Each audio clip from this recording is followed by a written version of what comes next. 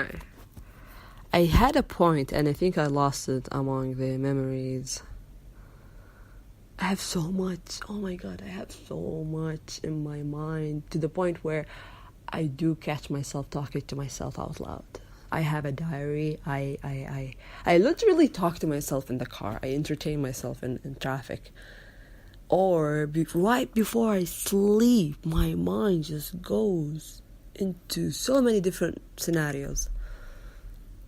Like I don't advocate hate for Muslims. I don't. My mother is a Muslim.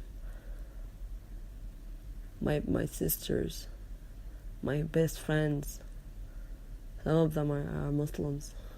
My colleagues at work. I don't wish harm on Muslims because I left Islam. That's mean. That's just mean. Some like honey, if you were a radical Muslim, don't become a radical atheist. It's silly. It shows character. It has nothing to do with so-called enlightenment. It shows character. And I guess our morals, as much as we want to think it's all me, I am behind this impeccable, beautiful set of morals. You know, our parents raised us. So our parents, our mothers especially, or caregivers, they have installed in us the sense of good and right. Look at any serial killer, you'll find they have a weird relationship with their parents. Abusive one, or non-existent, or just plain weird. So, yeah. So we have to admit that part of what we are is due to chance, a beautiful chance, due to the effort of our parents, and then our reading and our research and our experience as individuals. So, it is hurtful when the Muslim community labels ex-Muslims as, oh, those horror attention seekers.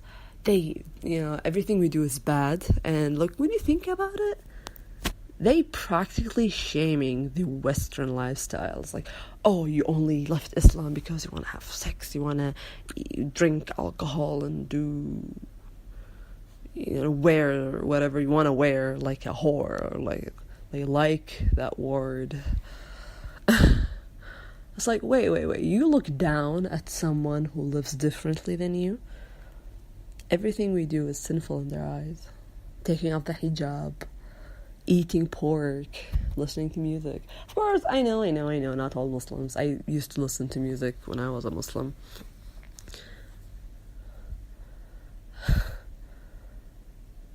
But even if the radicals or the fundamentals are the minority, they sure speak the loudest. They do the harm. I bet the Nazis were not the majority of German people. Guess who did the most harm?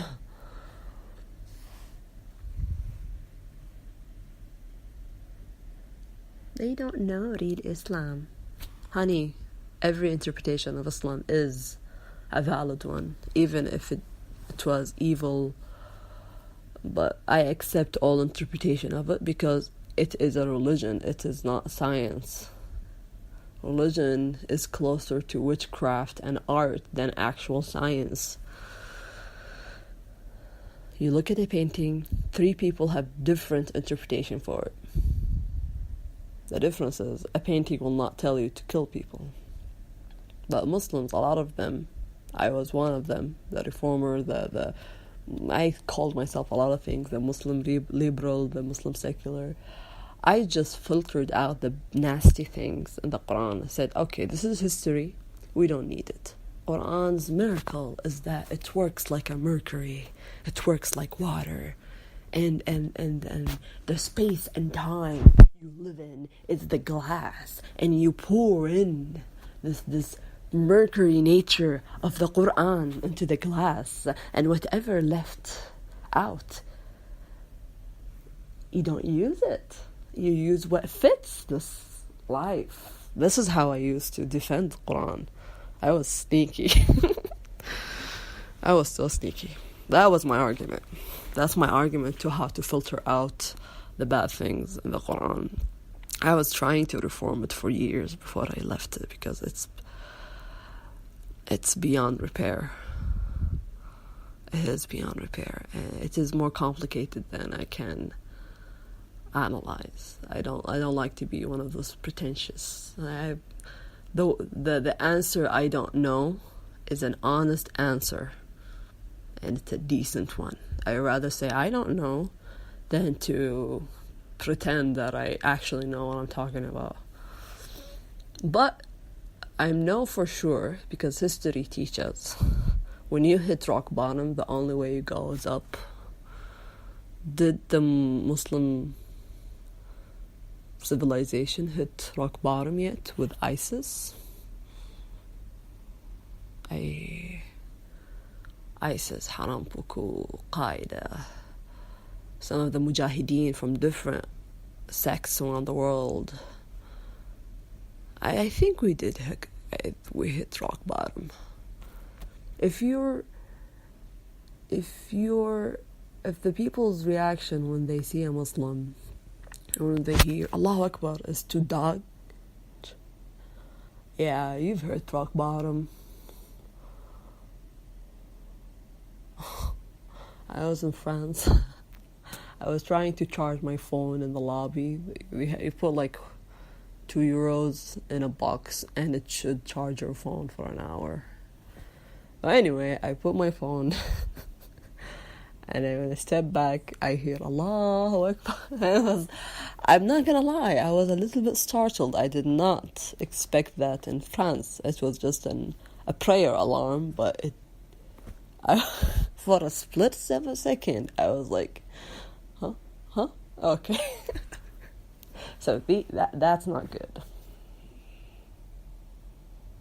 When you hear a bell rings, a church bell rings, you don't dodge. You don't feel like, oh, okay, there could be an explosion nearby. No. So just think about that, Muslims. Think about that when the next time you wash your bloody hands by saying, oh, not everyone. But fix this by being more independent. I am tired of that. I don't think these scholars are the best and they know what's best for us. That's like one big chunk of the problem. Like, as I said earlier, I rather say I don't know than to be a pretentious know-it-all. I'm just gonna say what I know for sure, why people are blindly following these, because some of the scriptures, some of the teachings from a young age is that you respect the ulama al-shar', the scholars. You respect them and you abide by them, and oh God, religion and politics together was never a good combination. And these scholars, they pretend to be only the men of God, but they really want power. Ikhwan Muslimin, they want power. Salaf, they want power. Hezbollah, they want power. Hezbollah began as a terrorist group. Now they freaking have representation in the Lebanese parliament. Did you know that Lebanon used to be a majority of Christians? When Muslim came in, instead of living in peace, they wiped out Christians slowly. They wiped out the Christian culture. Some of that kind is still there. That's why Lebanon is one of the most open and liberal and really great places in the Middle East in comparison to the rest. They tolerate the LGBT, not just tolerate, now they accept them fully. They've removed the LGBT from identifying it as a mental illness like the rest of the Middle East do. No, Lebanon is the first Middle Eastern country that have said enough is enough. Being an LGBT member does not mean you're mentally ill. It's a sexual orientation or a gender issue. It's not a mental thing. Well, okay, I think I just opened another canon because the transgender issue is really complicated, so I'm not gonna comment further. I'm just saying, they removed the title of mentally ill and they have to be fixed from that illness that they have. No, they respect them. And they are the only ones who do that. Everywhere else in the Muslim community, every Muslim community, they don't respect LGBT. Maybe the transgenders, they get a pass because there are some fatwas that says, oh, well, it's a birth defect, so they can do the operation. So some Muslim societies, they're